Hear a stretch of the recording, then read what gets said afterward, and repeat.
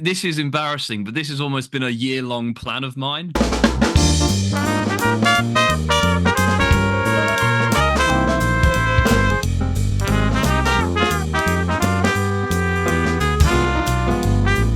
Good evening, good morning, good afternoon, depending on when you're watching this. Welcome to the latest episode of The Jump Show. We are concentrating on racing proper this week. It's time to delve in to the equine thoroughbreds themselves rather than just preambling and previewing. It is on with the racing proper, and we are going to be looking at the Unibet Chepstow Jump Season Opener, Friday and Saturday. 2 afternoons of top-class action. The Jumps is back.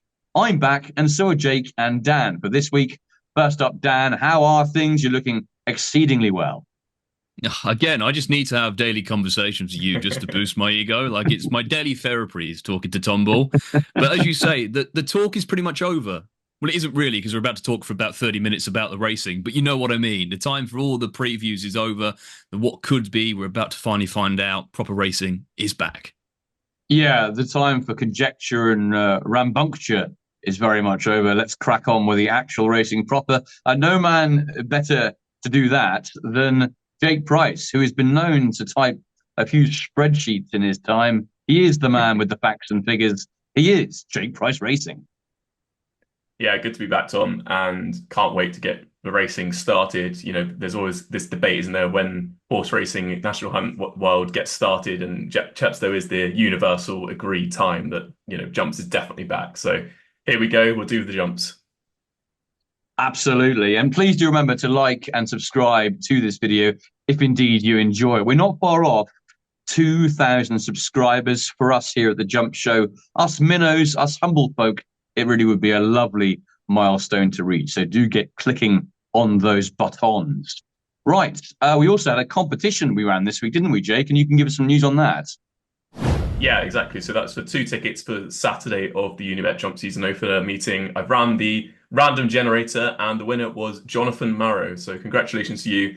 2 tickets for you on Saturday. So enjoy the racing, and hopefully we'll give you a few winners. Yeah, hopefully. Well done, Jonathan. That's a nice little fillip and a nice little prize to have, hopefully. As Jake says, some good direction from us to enjoy over the next half an hour or so, with Chepstow very much in the offing. On to Friday, then. We're going to start with the opening day of the Unibet Jump Season Opener, and we're going to kick off by looking at the Grade 2 Unibet Persian War Novices Hurdle. Dan, this is always a cracking race, isn't it? Got some good winners of this in the past. Yeah, it's normally a bit of a clash between some have been kept on the go during the summer and have acquired a decent level of form, and then sometimes you get some high-class bumper horses from last season making their hurdling debut. It looked like we were going to get the latter. Unfortunately, it doesn't seem like we are, with Tishan and Brecon Castle both not making the final declarations. So we're left with a bit of a mixed field, really. I think a lot of they've achieved a reasonable amount, varying profiles in there. First race we're going to preview back, and I hate to say it, but I don't really have a strong view on it. There's a few in here I like as individuals, but as a betting prospect, I find it quite hard to assess. And I say, luckily for me, Valgrand isn't running, which was something I was dreading. And instead, the Skeltons have put Juventus de Brion in there, who was one of the flagship winners ones to watch. I think he might find it a bit much at this stage. I think he'll be one for later in the season. But I say, there's a few in here I like, but I don't have a strong betting view, to be honest. Okay, the fact they've chucked in Juventus de Brion in this Grade 2, though, I think suggests they think a fair bit of him, doesn't it? And I know the vibes are fairly good about this horse. Yeah, they definitely like him. I just wonder whether he's going to be properly ready for this. I think they very much spoke about needing to take their time with him. I don't think he's going to be overly face the season. But you say it's interesting they've gone for this instead. Obviously, straight into a Grade 2. I mean, he's definitely a horse with potential and ability. I think 2.5 miles is definitely his trip. I think the softer the ground, probably the better for him. But I think it may well dry out. So yeah, a one definitely to watch. And I just hope they don't necessarily hammer his handicap mark too much, depending on what he does. Okay, I'm just going to comment on the market, actually, as it currently stands at time of recording. Intense Approach is the favourite for Harry Cobden, John McConnell. Flying Fortune at around about 4-1, second favourite, 3-1 for Intense Approach. Juventus de Brion around about 7s. Then we've got Ryan's Rocket, Vincenzo, Handle the Kettle, and Bullets Hill all lining up. Not the biggest field in the world. Jake, I quite like the chance of Flying Fortune. I think she's really working her way up the ranks very quickly and handled soft ground last time in good style. I thought she was value for more than the winning margin that day. Gets a bit of weight off the boys and is definitely going up the ranks pretty quickly. And I like the fact she's been kept on the go for a while. Fitness will be no issue. And I think this is almost going to be like her Gold Cup. What do you say to that? Yeah, no, I think she's obviously been improving. I'd probably say her Gold Cup was the race last time where they qualified her for the fixed brush final at Worcester. Obviously, she went and won that, so now they're coming here, a good opportunity to go in again. I can definitely see the angle with her. Obviously, it's a big shame Tishan and Brecon Castle aren't in here. We've spoken last year about these Grade 2 novice hurdles in October and how we don't really need them. But this would have been a very interesting race had those two horses lined up. Like Dan, Juventus de Brion and also Vincenzo, both on my list as probably more future prospects of handicaps down the line. They're both off a mark of 120 currently. I think that would see them, very well treated if it was a handicap hurdle. Obviously, they're just starting their seasons in a Grade 2 novice, so I'm happy to leave them here. But if you look back through the winners of this race for the last 8 renewals, then it's very, very evenly split between Paul Nicholls, Philip Hobbs, and Virgil O'Brien. They've basically taken turns winning it every year, and none of them have won it back to back either. So it's been shared out quite nicely. And I think this year, obviously, Virgil O'Brien's the only one with a runner, and Ryan's Rocket actually probably does have quite a good chance. He's probably had this race. Well, he has had this race on his agenda for quite a while now. He was a point winner, and then he finished second on his hurdles debut behind Fiercely Proud, obviously, a horse with Ben Pauling rated 129, who's going to be staying hurdling this season. So I think he looks quite a decent yardstick to have finished second behind. And then he skipped the depths of winter to miss out on the properly soft ground. Came back in the spring and won 2 novice hurdles. Firstly at Taunton, where he beat a dual subsequent winner, Manuelito, who's now rated 121 by 3 3/4 lengths. And then he defied his penalty, £6 penalty at Kempton, beating Mirabad by 5.5 lengths. And he actually runs today, Thursday, at Exeter, and it looks a pretty golden opportunity for him to get off the mark and boost that form as well. So Ryan's Rocket only got a rating of 122, which does seem quite low. Again, he'd probably fall into that category of being well handicapped if he was in a handicap hurdle. But as this has been the plan for a while, and he did, skip most of his novice hurdle campaign in favour of running in the spring, which leaves him as a novice for now, I can probably take this as being his target. And as I said, connections have thought that he would be running here for quite some time. So, Fergal will have him nicely ready to go on the day. So, yeah, he would probably be my idea of the winner. I don't think he'll mind if it does stay soft. I think it probably will dry out to conditions that he's more used to. But if it stays soft, I think he'll handle it a lot better than the summer types. And obviously, intense approach is the big danger. But I just looked for his form and I couldn't really see anything that made him a standout favourite. I think he's got the potential to be way better than these. He's also got the official rating that's higher. But I think Ryan's Rocket has the potential to and form in the book as well to be a bit better than that. So yeah, Ryan's Rocket for me. Yeah, I know I don't have a big betting opinion on it, but I'd back that up. He was the closest I came to it, to be honest, to say Fergal's record in the race. Yada just kind of hitting form. I saw he also had an away day recently. He's only a novice at the end of November, so every incentive for him to be bang right for this. If it was 8 runners, I think he'd be a lovely each way bet. But yeah, with a 7, it just makes it a bit awkward at this time of recording as well. Yeah, and I think you make a good point, Jake, about intense approach being favourite. And perhaps the only reason I think he is the fact that it's an Irish raider, John McConnell, coming over, and Harry Cobden's been given the ride too. So, I mean, compared to some of the other ones, there's no real reason why he should be so much shorter than, say, a Ryan's Rocket. I agree with you on that. Yeah. I think his official ratings bias as well a bit. They just kind of look, they put him at 130, so they're just thinking he's the one to beat on the official figures, whereas is there enough substance to actually make him 130? Would he be fancied in a handicap of 130? Wouldn't be for me. Yeah, I agree with that. Okay, good stuff. That is the Persian War, Grade 2. On this podcast, I am sort of the veteran, I would say, of the trio. Unfortunately, I'm significantly older than both Jake and Dan. 2 young whippersnappers at the very prime of their life. I constantly feel like I'm coming towards the end of it. Even though we can only hope. Hopefully got a long way to go. This is a little bit of a segue onto the Unibet Veterans Handicap Chase. A pretty awful segue, to be honest. It's the 350. It's over just short of 3 miles, and it's attracted, as you'd expect, some very familiar names. The market looks like this. Good Boy Bobby is favourite. 4-1, Frankie de Burle 5s. Copperhead, the old boy. Well, all old boys, aren't they? But one that seems like he's been around for 20 years. He's 11-2, certainly red. Wayfinder, Enrillo, Amateur, Strictly a Dance, Two Amigos, Diolka, Ballywood. There's some proper stayers in this contest too. It's likely to turn into a bit of a test, isn't it, on soft ground? Good soft ground at Chepstow, over just short of 3. Jake, come to you first for the veterans. You know what? I'm going to pass it to Dan. I think Dan should go first here. He's got one lined up. Okay. Yeah. This is embarrassing, but this has almost been a year-long plan of mine to get Ah, Wayfinder to this race and to plan a horse out for a veterans handicap in October. And Jake can vouch for me. I'm not lying when I've come to actually meaningfully say I've had this race in mind basically since he ran the October meeting at Cheltenham last year. Obviously knew he would then get veteran status. I put him up for that race in October last year, and he ran really well at a big price to finish third. And I just think this is going to be the ideal race for him. If he's ever going to win again, it's going to be here. Now, I do need to say that this does come with some health warnings to those who are keen to get on side with this. This horse has more red flags than a Chinese Communist parade. He bleeds pretty frequently. He has a habit of bleeding. He hasn't won in 2 years, but conditions are just perfect. He's won at the track 4 times. He's been second twice from 8 runs. He's at his best on good ground, so I'm hoping conditions will dry out slightly for him. He's off the same mark as he was this time last year when he was third in that very good race at Cheltenham.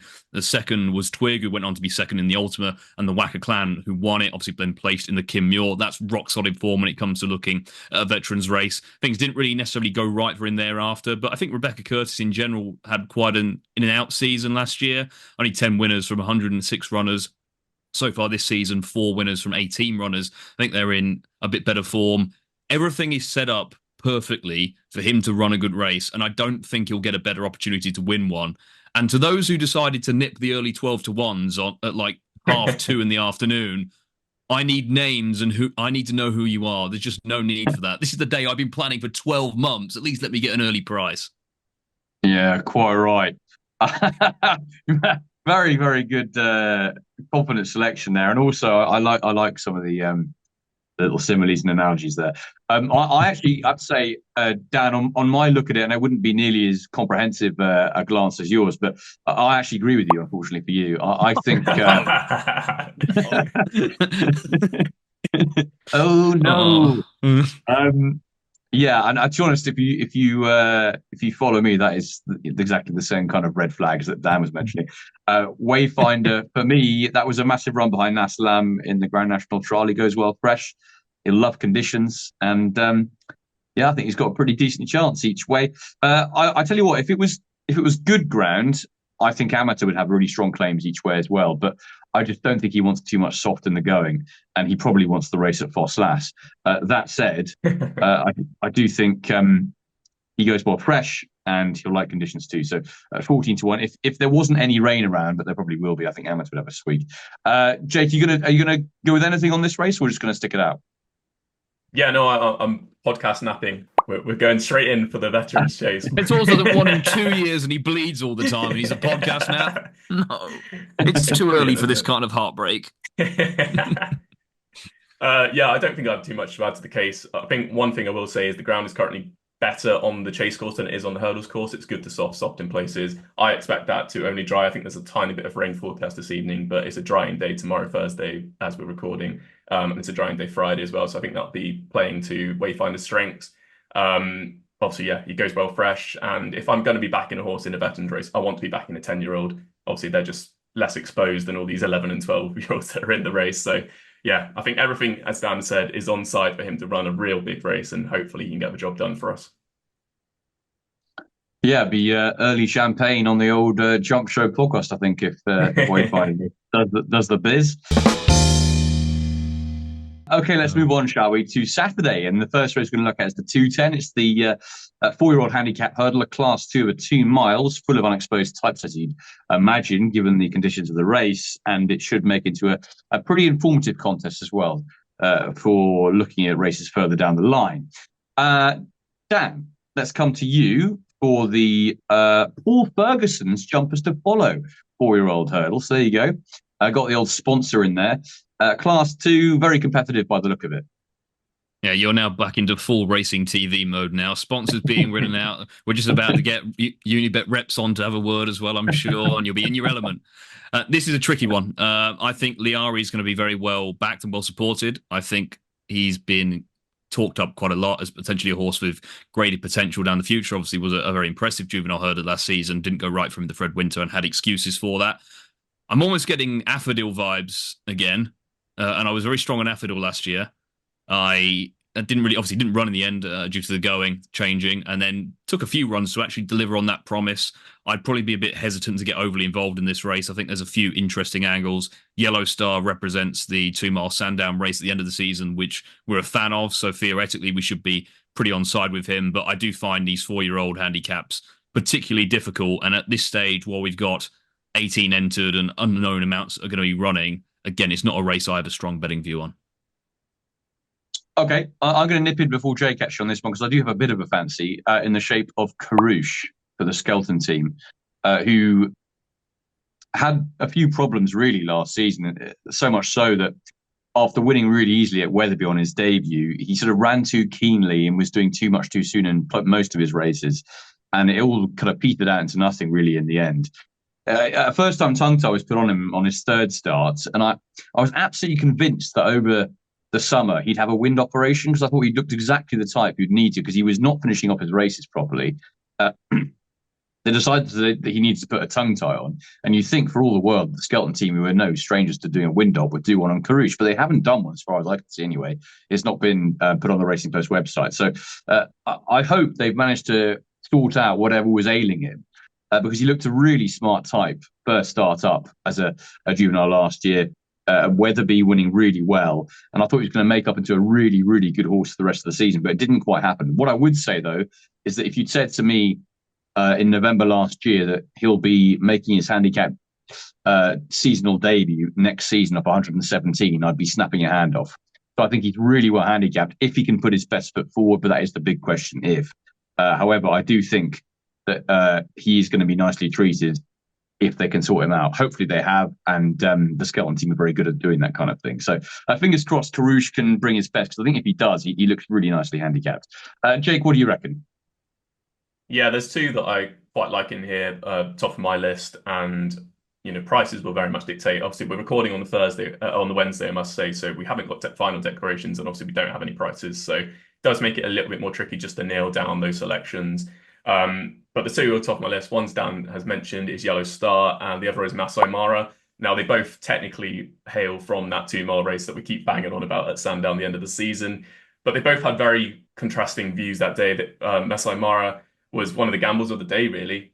He opened up around 17-2 on the track, and the night before I think you could get as big as 20. So there's quite a big gamble. He did drift back out again to 12-1 before the off when he started acting up. But rather disgracefully, he was deemed a runner despite facing the wrong way at the start. Obviously, I saw a lot of people get angry about that. So before I just drop that in there. But yeah, so he didn't really get his run that day. But if you go back and look at his form, there's a reason why he was well gambled on the day. He was second on his debut in a juvenile hurdle at Hereford, before then beating the subsequent Grey Bomber Juvenile Hurdle Series winner Golden Maverick, who's rated 113. I think he beat him by around 7.5 lengths that day. It was a really impressive performance over a rival who boosted the form in a good race afterwards. And then he ran second behind Insurrection at Hereford as well in an open company novice hurdle. So he's got some good form to his name. He's had a few spins on the flat since that Sandown blip, running as recently as August as well. So I think he should be, have condition on his side here. He should be prepped for the race, ready to go first time up. And he's actually dropped £2 collaterally to a mark of 117 from that mark of 119 at Sandown as well. So I think he's well handicapped and he'll be definitely on the list. And then obviously Yellow Star is the other one.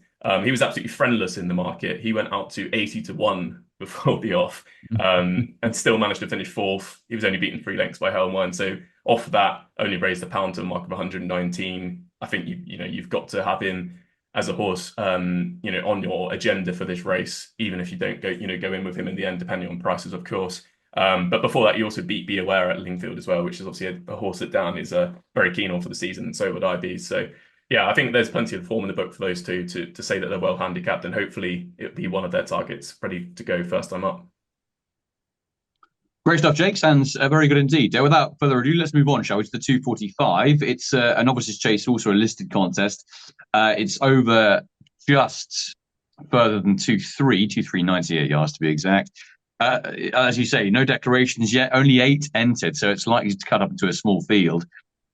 Before I get through either Jake or Dan, just my quick thoughts on this.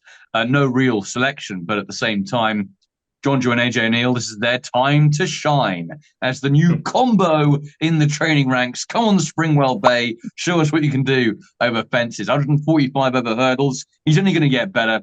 He carries those famous silks. And this is the chance for the new John Joe, AJ O'Neill combo to show what they can do. Hopefully, Springwell Bay can turn into a right horse this season. Jake, what do you reckon about this race? Yeah, it's a nice little affair based on entries. Obviously, we'll see who gets declared in the end. If he does get declared, though, as I'm expecting, then Insurrection will be the selection for me. He was actually very close to making my handicappers to follow list because he's rated 130 at the minute, which I think he's going to improve way beyond. But I heard, a couple of months ago that this was the plan to run here. And as such, if he won the race, obviously that would blow that handicap mark in and potentially not make him look so well treated going forward. So I didn't put him on the list in the end, but as such, I will be backing him here in the race. You can kind of ignore his hurdles mark of 130 now then, because obviously he's going to be a top prospect going chasing. He's a massive horse. And last season, he got some really good form in the book as well. He thrashed Diamond Re and Asta La Pasta on his debut at Exeter, and then he finished a good second behind Deafening Silence, who's rated 133. And that was in the Grade 2 Winter Novices Hurdle. And I think if you chucked Deafening Silence into here, I think he'd probably be quite a short price favourite to get the job done on his chase debut. So I like the form there. He was well beaten at Exeter in February in the listed race. But what Connections actually did was they put him away after that. They thought that he was done for the season. And then around a month later at Noel Feely's yard, he was actually just working so well and full of beans that they just sent him back to pool and they ran him at Hereford in that race I mentioned where he beat Maslow Mara. So I think that's quite interesting that they just give him another run that should do well for his confidence and also for experience. And yeah, as I said, I think he's just going to be a completely different animal over fences this year. I'm really looking forward to him. Okay. Thanks very much indeed, Jake, for that. Good words as always. Dan, what do you reckon? Insurrection selection of Jake. What about you? Yeah, this could be a good race. Honourable mention to Cuthbert Dibble, who looks like making his chasing debut here. I think he probably wants ground deeper and half a mile further, but be interested to see how he gets on. Maybe one for a 3-mile novice chase at Cheltenham in November, I suspect, probably given his rating. Yeah. But I would say Springwell Way is probably the way I'd go. Again, markets, we'd have to figure out how he is, but I think he's got a lot in his favour here. Horse is probably not quite delivered what has been hoped for, as he always had a very big reputation ever since he was second in that Punchestown bumper on his debut. But one thing he does do very well is go well fresh. He's won on seasonal debut every single time, bar that Punchestown bumper. He's effective on all sorts of ground, but I think good to soft is pretty much ideal for him. And he was still bang there in that Aintree handicap of 2.5 miles when he had a bit of unfortunate unseat at the second last, and that was running off 145. Based on what he's achieved, I think he's the clear standout here. Always a slight hesitation over horses who spend a lot of time over hurdles before going chasing, but I think he's always been the type to make a chaser.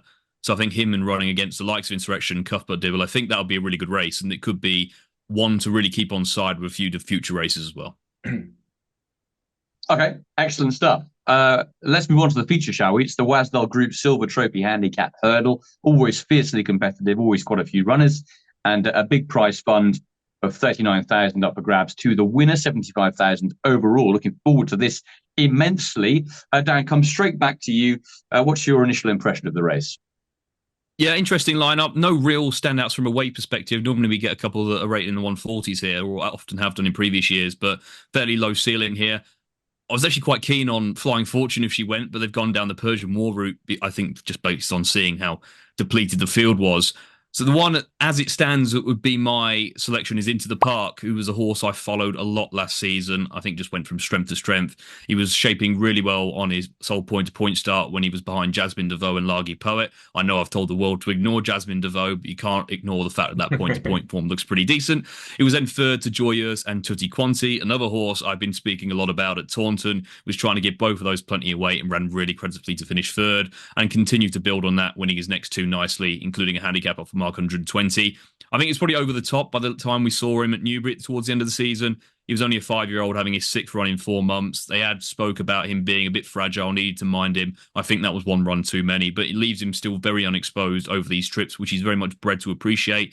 Philip Hobbs has a decent record in the race, tends to run a few decent ones. Orby's Legend won it a few years ago, also a 5-year-old who was unexposed at 2.5 miles. So I think Into the Park has a lot to recommend him. So I think as well, I'm hoping that because of that run towards the end of the season in the handicap where he finished about 12 lengths down, he might just be overlooked in the market and we might get a decent price about him. Okay, Into the Park, Philip Hobbs and Johnson and White there, 5-year-old for Dan. Jake, what about you? Yeah, it's a very interesting race, obviously very open. Krabilli's at the top there, an old friend of mine. I think he's probably just having a prep to go back over fences, potentially for the Paddy Power. That would probably be a race that would suit him, wouldn't it? So, yeah, be interesting to see him back out, but he's not a betting proposition here. I've got two on my radar. The top, I don't mind Into the Park, to be fair. I think Dan's made a good case there. I did back him on his last start, but Active Authority, if it stays on the softer side, would be one off a mark of 128, who I think is pretty decent. He won 3 times at hurdles last season. I think probably the most impressive of those was when he stepped up and tripped finally to 2.5 miles, and he won under a double penalty at Wetherby. That takes some doing. Obviously, again, he hails from this Sandown race. We should probably stop putting so much trust in it. But he was. It could be a disastrous weekend. I know, exactly. But he was running over 2 miles that day. He's clearly a 2.5 miler to my eye. So, going back up in distance, I think is exactly what you need. But as I said, I think he'd probably prefer it on the softer side than on the quicker side.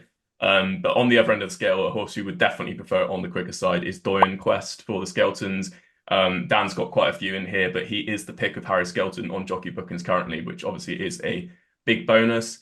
And yeah, I just don't think well, clearly he wasn't the same horse in the depths of winter last year as he was in the spring, because he went to Newbury in the spring and beat Steel Alley, a horse rated 134. And then he followed up off a £7 higher mark at Cheltenham at the end of the season in a race which kind of developed into a bit of a sprint up the hill. He managed to get up in the final few strides there, but he's only gone up £3 from 119 to 122. So I think that is still very lenient and that he can win, another handicap at some point. So yeah, if it goes to good ground or just bordering good ground, then that would be absolutely ideal for him. Yeah, you both make really good points. I'm going to throw in a selection myself. Tune in a Box for Stan Shepherd and Tom Lacey was ridiculously impressive at Punchdown. I know he's gone up £15, a whole stone in the weights for that. But at the same time, he couldn't have done it more impressively. He's only a 5-year-old. Tom Lacey would have been minding him. He won that in the style of a horse who could easily defy this kind of rise. Obviously, it's a much harder race. But if he gets in, he'll be down the bottom of the weights, and that's a plus, I think. So looking forward to seeing how he gets on. He's also versatile in terms of the ground, and the trip's absolutely perfect for him. So provided he can come on again this season, I think he's going to be a really big player in handicaps like this one throughout the course of the term. What I wanted to say, actually, was that I quite fancied Gin Coco for this race, but he was declared on Friday instead off top weight in a Class 3 handicap hurdle. Now, this horse will win that race. It's as easy as that. He's had a wind operation. He's ridiculously well handicapped on his best form. He's down to a Class 3. He's off top weight in that. And if the wind ops worked, which I'm sure it will have done, he says, hopefully, the Gin Coco should be a snip off that mark of 133. And I think they could have gone to the Silver Trophy and had a decent chance in that as well. But they've opted for the easier route on Friday, smaller field, and I think it'd be really hard to beat. So Gin Coco in that Friday race for a slightly off-piste view from myself. Right, onwards we thrust onto the 4 o'clock at Chepstow on Saturday. And I know that Dan has got a massive view on this race, so I shall go to Jake for his view. Yeah, it's a tricky little affair. There's plenty of horses towards the top of the mark, towards the head of the weight, that like hang in there off 159. I wouldn't give too much of a chance to Editor to G off 158. Again, a horse I think is probably having a bit of a prep run here, I'd imagine, with further targets in mind. That's normally what they do with him. So it is an interesting race. I think down the bottom of the weights, if Hang In There does go for the 3-mile race, then Idalco Bui's in there. He's currently £1 out in the handicap, which is not the end of the world, but he would be in the weights if Hang In There doesn't run. I think he's quite interesting off a mark of 132. He's got a very good record fresh. He likes good ground, 2.5 miles. I think there's probably still more to come from him. So he would be up there. But the horse I've actually landed on is Jetoile for Ryan Potter. Obviously, he won the Old Roan at the beginning of last season. That was off a mark of 146. Obviously, the race turned out into a fair bit of a farce, didn't it, with all the fences taken out? But he still won it well from some good horses. Just got lost in the depths of winter. Doesn't like that, winter soft ground at all. But then he ended the season at Punchestown, where I actually backed him that day. He went off 18-1, so he wasn't exactly well fancied in the market, but he ran a bit of a really good race. Finished in fourth in the end. He kind of, he likes to have the lead, and he was being pestered the whole time by Authorized Art, which didn't obviously help matters. Faded a little bit in the closing stages, but finished up fourth behind Let's Go Champ, which I think is a decent effort. He was left on his mark of 147 in Britain. Following that, he ran off 145 in Ireland. But the important thing here is Dylan Johnson retains the ride and takes off £5 again. So he's effectively running off a mark of 142, which would, essentially be £4 lower than when he won the Old Roan. So he would be the one for me. Obviously, I'd want the ground to dry up as much as possible for him. But yeah, Jetois, I think, could have them all at it, on his first start of the season. Yeah, good horse in his day, isn't he, Jetois? That's for sure. I'm going to throw into the ring the King of Right Hope, who's a horse who won over course and distance at Chepstow last season on his return. So clearly goes well fresh under these conditions. Good to soft ground, I think, is what he wants. He was last seen finishing down the field in a very competitive handicap chase at the Grand National meeting behind Cruise Control, but I don't think he got home. I don't think he really wants 3 miles, 2 miles one. I think 2.5 or 2 miles 3.5 is what you're going to get is exactly what he wants. He's dropped to a decent handicap mark too of 136. I think he's more than capable of defying that. So I think the King of Right Hope for me, it ticks quite a few boxes, I have to say. Dan, any overall view from you? No, not really. I mean, Adal Kapahu's a horse I've had as a one I think has got a good race in him for a long time. Not necessarily sure he is up to this level, depending on what some of these that turn up. This could be quite a deep race for its nature, I'd say. So no real strong opinion. I'll follow the wise man. So I'll go with you, Jake. What a surprise! You didn't finish that sentence with my name.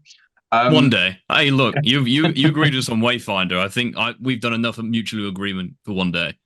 Yeah, one race is more than enough.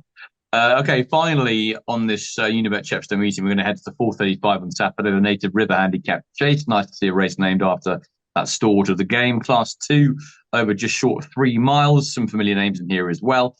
Dan, I'll come to you first for this. Yeah, again, as you say, there could be a lot of very interesting types in here, a lot of exposed types. I think one who hasn't had that much racing at this kind of game at all is Chasing Fire, who's always been a very classy type of horse. He looked like a 2-miler initially, more of a staying 2-miler in his hurdling days, and indeed in an initial stint over fences. But I never really was convinced by him as a chaser. I never thought he jumped all that well, and I think it was very much a learning curve last season. That was until he went to Perth over 3 miles in his last start and just seemed to relish it. And I think going that yard slower really did aid his jumping. I looked into these jumping data, courtesy of Race IQ, and on every chase start, other than his chase debut where only 2 finished, which skewed the data, he lost lengths compared to his rival in every other race, bar at Perth, where he gained 7.5 lengths against the field. And it really did seem to make a big difference to him. Stayed on really strongly, completely unexposed as a chaser, as a staying chaser still, off a mark 140. I don't think marks a gift. I think this could be quite a competitive race of its nature, but he's the one I think has a bit more scope to improvement in this lineup. And I say, hopefully a lot of these turn up because it'll be a really good renewal. And please don't get sucked into T-Clipper. I know a lot of people will. Let's not do this again. I think in the year 2024, we can leave T-Clipper behind us. Yeah, I think, well said on that, to be honest, Dan. Plenty of people often get drawn into T-Clipper, myself included over the years. But he does like Chepstow. He hates winning, but he loves Chepstow. I'm going to go, before I go to Jake, my 2 cents, don't really have a huge view on this race, but one horse that I'm really looking forward to seeing this season in general is Twin Jets, actually. As a 7-year-old now, he's got plenty more to come. Jake, what about you? Yeah, like Dan said, it's a very interesting race. Again, like with the 2.5 mile race, there's plenty towards the top of the market. The top of the weights. Nasalam off 158 is probably going to be making it if obviously Hang In There doesn't run here. So I think either way, you're going to get some decent racing weights. Stolen Silver obviously absolutely bolted up in this last year. I was gutted not to get on in the end. I think he's got mileage to go and do something similar here. He's not top of my list anymore, but he's definitely on my radar. Dylan Johnson, that man again, is taking off £5. He seems to be riding a lot of Sam Thomas's horses this weekend, which is a very eye-catching thing. And he's been in good form as well. So he's a jockey, a claimer who looks pretty decent. But the horse I actually am going to give a chance to here is Dashel Drasher. I just think Oh, that, honestly, I think that he's not done yet. I know he's 11 years old, and perhaps this will be the season that sees him tail off. But if you look at last season, he won the Grade Two at Newbury, and he also placed in the Grade One at Aintree as well, Ascot as well. So, look, I think he's still got some winning to do, and he hasn't been chasing since December 2022, where he was actually second behind Noble Yates in the Grade Two Many Clouds Chase. So, he was rated 158 that day. He's been rated as high as 162 over fences. The last time he ran in a handicap chase, he was off a mark of 152, where he won at Ascot as well. So this type of race is surely made for him. It is probably one of the weakest contests he'll have been in a while. He's back down to a mark of 153 because the assessor has taken into account his hurdles runs at the Cheltenham Festival and the Aintree Festival, where he probably wasn't quite at his best. And if he's still got some mileage in those legs, I think he could put in a real bold show here. that'd be great to see, wouldn't it? I think the roof would come off Chepstow if Dashel Drasher was to win on that. Okay, guys, anything else from the weekend? Jake, I'll come back to you all the next few days, indeed. Any of the other tracks that have got some jump racing on, anything you fancy? Yeah, so I've got a fair few. Obviously, it does depend on some decorations, but on the Friday, Isaac de Zobo is in the Novice Handicap Chase. Be willing to give him another chance. I think that fences are going to be the absolute making of him. 133 isn't a gift, but I think he's going to improve massively. And like you, I'd quite keen on Gin Coco in the 2 mile handicap hurdle that day. On Saturday, Choose a Copper is entered up at Hexham in 2 races. And I think if he goes for the more competitive race, he'll actually be a decent price. The likes of Cannock Park, Dare to Shout, are all in there. Bertie's Ballet as well. So I think there's some really good horses in that race, and he's off a mark of 117 down, towards the bottom of the weights. If he ran there, I think you'd probably get a decent enough price on him, and I'll be backing him in either race that he runs in, just because obviously he's one of my handicappers to follow, and hopefully he'll run well. On Sunday in the Welsh Champion Hurdle at Foss Last, this is probably potentially the best bet of the weekend. Obviously, we don't have any prices or decks, but currently lump sums in there off a mark of 134 with that man Dylan Johnson taking off £5. I think that he'll probably be well punted, but I think he'll have a massive chance there. Very good horse, and I think Connections have much loftier ambitions. I think the Greatwood will probably be on the agenda next. And the good thing at the minute is Steel Alley is also in there. Obviously, I don't know if he's going to be declared as well, but Sam Twiston-Davies is on Steel Alley. And I think that might sway the market a little bit, even if it's just initially towards that runner. And then obviously lump sum will probably end up going off favourite. But yeah, he would be one of my better bets of the weekend if he's a price. Okay, good stuff, Jake. Very comprehensive. From Steel Alley, we go to your Steel Ally. Over to Dan. What do you think? Superb. You are a man of class. Yes, I mean, it sounds like we're doing Dylan Johnson lucky 31s for the weekend, basically. He will lose his claim by the end of the weekend at this rate. It's going to be unbelievable. I mean, jockey going places, definitely. I mean, he's seemingly first choice now for Sam Thomas, so expect him to be picking up a lot of good rides over the coming months. The 5 o'clock on the Friday, the race you've already declared Gin Coco has to win. I think you're forgetting a little horse down the bottom called Washington, who has always been a horse with a lot of ability, and it's taken a lot of work to get it out of him. Obviously, moving away from Paul Nicholls, and generally not a positive, but if you want to go to any trainer at the minute, I'd say to a refresher horse, you want to go to Harry Derham's, and that's exactly where he's gone. See, Tim Sider is supporting that yard quite strongly, it seems. Now, Harry Derham, for runners, for him, having their first run in a handicap, 24 runners, 13 wins. 54% strike rate, like at 1.98 actual over expected figure. Like, that is extraordinary. Now, admittedly, a lot of them are well backed, but I mean, even to achieve that level of strike rate in handicaps, I think is absolutely mind blowing. He's dropped to a very attractive looking mark of 118, bearing in mind he was running in some high quality handicaps, often marks in the mid 120s and often placing. I think there's a race like this in him. It's for 8-year-olds and above, so they are a bit more exposed. I still think there's a race in Washington, and Harry Derham is the man to get it out of him.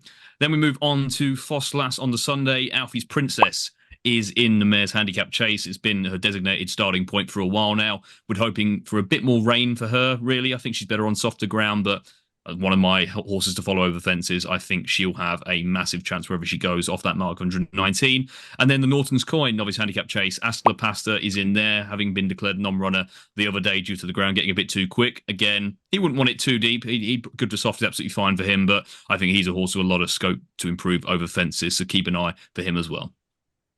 Great stuff, lads. I'm going to stick with Gene Coco. All chips are in on that one on Friday, so fingers crossed Gene Coco can win that race. Very confident about that. Cue Soaring Glory winning or something random like that.